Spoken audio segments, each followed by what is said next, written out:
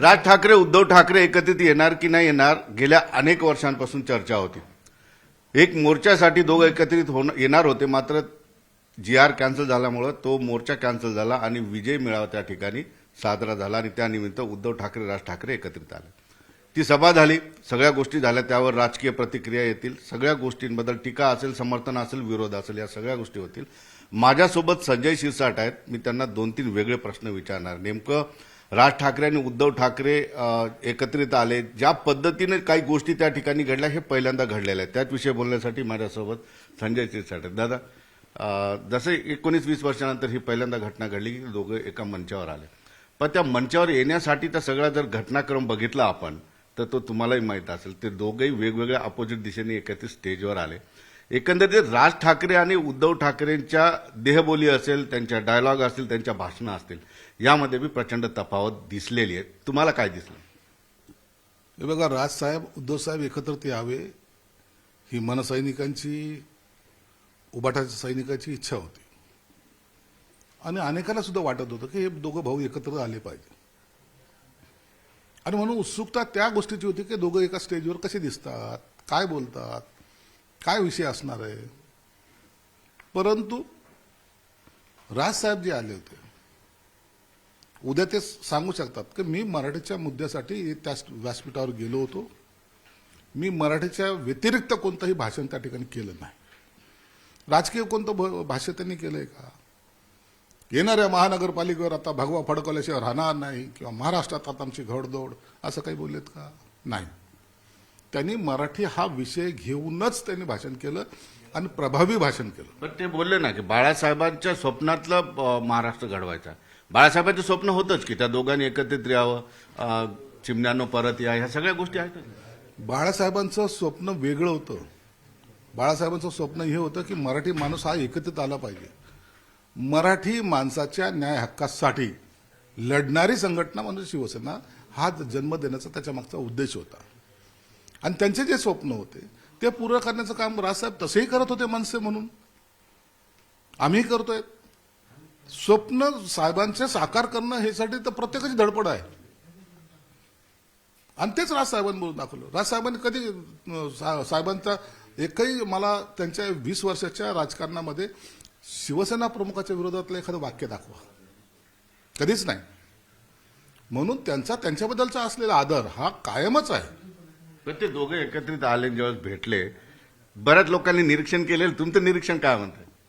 मी जे पाहिलं, राजसाहेब आपल्या स्टाईलमध्ये त्यांनी भाषण केलं, त्यांच्यानंतर उद्धव साहेबांचं भाषण होतं, परंतु राजसाहेब जसे बसले होते त्यांच्या देहबोलीतून कुठंही, जेव्हा उद्धव साहेब राजकीय भाषण करायला लागले होते, त्यांच्या चेहऱ्यावर कुठंही असं दिसलं नाही किंवा त्यांना रिस्पॉन्सही तसा दिला नाही, कारण की ते व्यासपीठ त्याचं नव्हतंच। माझी खुर्ची गेली, सत्ता गेली, बंडखोरी झाली, गद्दारी झाली, अमित शहा। पण तुम्हाला असं म्हणायचं की राज ठाकरे मेळाव्याला आले मराठीच्या सन्मानासाठी आणि उद्धव ठाकरे आले तिथं राजकीय भाषण करण्यासाठी, असं म्हणायचं तुम्हाला? तेच झालं ना। राजसाहेबांनी परफेक्ट फक्त मराठीचा मुद्दा, कोणताही झेंडा नाही, कोणताही बॅनर नाही, फक्त मराठीच्या साठी आम्ही एकत्रित आलो हे त्यांनी सिद्ध करून दाखवलं। हेच पाहिजे। पण स्टेजवर फक्त 2च खुर्च्या होत्या, बरेच त्यांच्या सोबतचे मित्र पक्ष असलेले खाली बसलेले होते। आता ते का बसले होते त्यांना माहिती,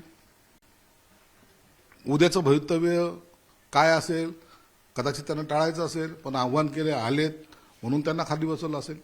पण जनरली असं होत नसतं। इतर पक्षांना जर तुम्ही बोलवलं, आमंत्रित केलं असेल तर त्यांना सन्मान हा दिला पाहिजे होता।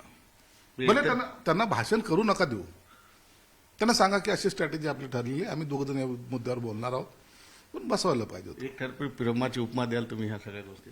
हा एकतर्फीच झालेला आहे, कारण की त्याच्या मागचं कारण असं आहे की उभाटा पक्ष हा पूर्ण खाली होत चाललेला आहे, त्यांच्याकडचं आउटगोईंग चालू झालेलं आहे, कार्यकर्ता तिथं टिकायला मागत नाही। मग अशा वेळेला उद्या रे बाबा भविष्यात आम्ही एकत्र येणार आहोत आणि आपलं चांगलं काहीतरी राजकीय अस्तित्व राहणार आहे असं दाखवण्याचा तो प्रयत्न केला त्यांनी। उद्धव ठाकरे सरळ सरळ बोललेले की आम्ही सोबत आलो ते एकत्रित राहण्यासाठीच। एकत्र राहणं आनंद आहे ना। काही लोकांचा जे काही समज आहे ना की ते एकत्र झाले म्हणजे आमच्या काही पोटात दुखायला लागलं, काय करायचं आहे? कुटुंब म्हणून एकत्रित येऊ शकतात। कुटुंब म्हणून एकत्र राहिलंच पाहिजे. हे उशिरा सुचलेलं शहाणपण आहे. राजकीय मतभेद असू द्या, तर राजकीय एकत्रित होणार नाही. राजकीय एकत्रित होतील की नाही होतील आता काळ ठरवेल. आज आपण त्याच्यावर भाष्य करणं योग्य नाही. परंतु हे संस्कार जे आहेत, नातं हे वेगळं जपलं पाहिजे. राजकारणामध्ये तुमचे मतभेद असू शकतात, तुम्ही ते वेगळ्या पद्धतीने दाखवा ना. तुम्ही एकमेकाच्या इलेक्शनमध्ये भांडण करा ना. शरद पवारांचं बाळासाहेबांचं प्रेम नव्हतं का? अनेक वेळा शरद पवार साहेब हे बाळासाहेबांच्या घरी जेवायला आलेले आहेत. शिवसेना प्रमुखांनी त्यांना वहिनींनी त्यांना जेवण वाढलेलं आहे. परंतु जेव्हा राजकीय व्यासपीठावर यायचे ते एकमेकाला सोडत नव्हते ना. पण एक सगळ्या ह्या भाषणामध्ये राज ठाकरेंचं एक सुंदर वक्तव्य मला आवडलं की त्यांनी कुठल्याच भाषेचा तिरस्कार केला नाही. हिंदी सुद्धा चांगली भाषा आहे म्हटलं. हे समजून घेतलं पाहिजे. झालंय कसं की आपण इतरांचा तिरस्कार करता करता किती लोकांचा तिरस्कार करणार?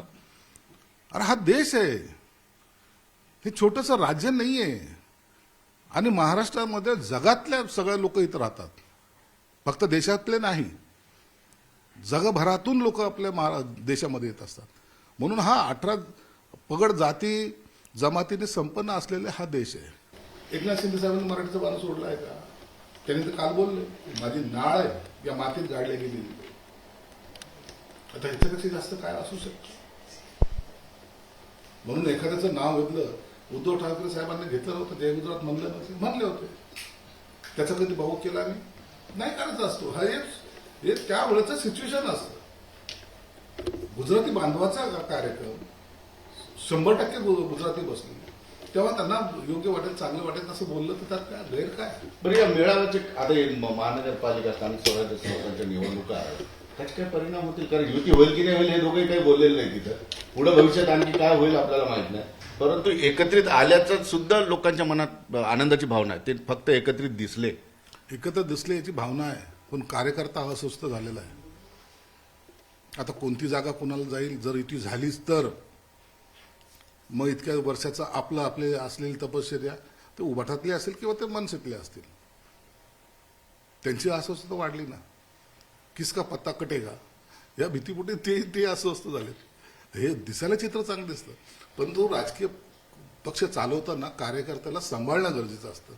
आता ते सांभाळायला करावं लागणारी कसरत, त्याच्यात त्यांच्याबरोबर असलेली राष्ट्रवादी, शरद पवार, त्यांच्याबरोबर असलेली काँग्रेस, त्याच्याबरोबर असलेली इतर कोणी, यांच्यात जर वाटप केलं तर तो कार्यकर्ता पुन्हा मेलाच ना. म्हणून इतकं वर्ष बरोबर राहून एखाद्या पदावर मिळणार असं वाटताना जेव्हा ते हातातून निसटतं ना, तेव्हा त्रास होतो. निश्चितपणे. एक शेवटचा प्रश्न विचारतो. इंटरव्ह्यूच्या सुरुवातीपर्यंत आतापर्यंत तुम्ही राज ठाकरेच्या विरोधात बोललेले नाही. राज ठाकरे जे काय बोलले ते सत्य तुम्ही बोललेलं. तुम्हाला अजूनही अपेक्षा आशा आहे की आधी तुमच्यासोबत बोलणी झाली होती आणि राज ठाकरे तुमच्यासोबत येतील अशी अपेक्षा तुम्हाला होती? आता या दोघांची देहबोलीबद्दलही तुम्ही बोललाय, दोघांच्या भाषणाबद्दल सुद्धा बोललाय. तुम्हाला आणखी आशा वाटते की एकनाथ शिंदेसोबत राज ठाकरे येतील? हे बघा, तो निर्णय घ्यायचा राजसाहेबांना अधिकार आहे. परंतु तुम्हाला आम्ही यासाठी चांगलं बोललो की त्यांनी त्यांच्या भाषणाची लाईन सोडली नाही. जे शिवसेना प्रमुखाचं जे काही पासून जे शिकलेत ना, त्याच पद्धतीचं आज त्यांचं भाषण होतं, म्हणून ते अप्रिशिएट केलं. उद्या राजकारणामध्ये ते येतील नाही येतील तो भाग वेगळा. परंतु त्याच्यामुळं मला उद्या जरी वाटलं की मला राजसाहेबांना भेटायचं, राजसाहेब बिलकुल भेटतील मला, टाळणार नाहीत ते मला. पण या दोघांच्या सोबत येण्याचा फटका तुम्हालाच बसणार आहे, एकनाथ शिंदेनाच बसणार आहे, असे सुद्धा बोललं जातं. नाही, असं काही होत नाही. असं काही होत नाही. निवडणूक हा विषय वेगळा असतो. त्या टायमाला असलेली कार्यकर्त्याच्या आपसातल्या भांडणामध्येच अर्ध ताकद खर्ची होत असते. आणि आमची युती मजबूत आहे, म्हणून माहिती ही मजबूतीने लढते. त्याच्यामुळे त्यांचा फटका आम्हाला बसेल वगैरे समजणं चुकीचं आहे. आजचा मेळा एकतर्फी प्रेम. हा, एकतर्फी प्रेमच झालं. ते यांनी बोलायचं, त्यांनी फक्त न हसता न बोलता गांभीर्याने फक्त ऐकायचं, हे एक चित्र आपण पाहिलेलं आहे. मला वाटतं पण काही असो, दोन भाऊ एकत्र आलेत, आम्हाला आनंद आहे. निश्चितपणे आपण या ठिकाणी बघितलं, या सगळ्या मेळाव्याच्याबद्दल एकच टिप्पणी केली की हे एकतर्फी प्रेम आहे. मात्र कुटुंब म्हणून दोघांनी एकत्रित येणं महत्वाचं आहे किंवा ते खूप चांगली गोष्ट आहे आणि दोघं एकत्रित कुटुंब म्हणून येत असतील तर आम्हाला सुद्धा आनंद आहे, असं शिरसाट म्हणाले.